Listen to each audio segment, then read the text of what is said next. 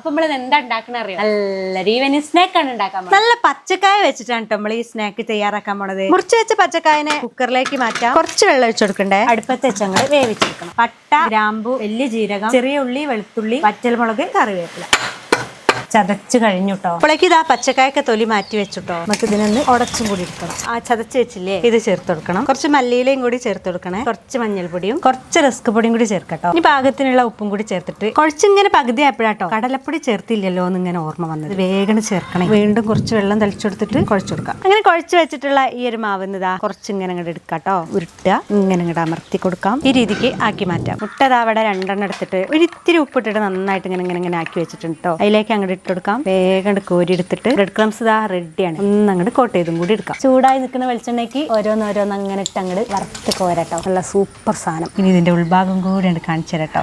കണ്ടോ, ആ ഒരു സോസിലും കൂടി അങ്ങോട്ട് ഡിപ്പ് ചെയ്ത് അങ്ങോട്ട് എടുക്കാം. നല്ല ക്രിസ്പിയാ, അടിപൊളി കട്ടൻ ചായയും. എന്താ രസം. എല്ലാവർക്കും ട്രൈ ചെയ്ത് നോക്കാൻ പറ്റിയൊരു സാധനം.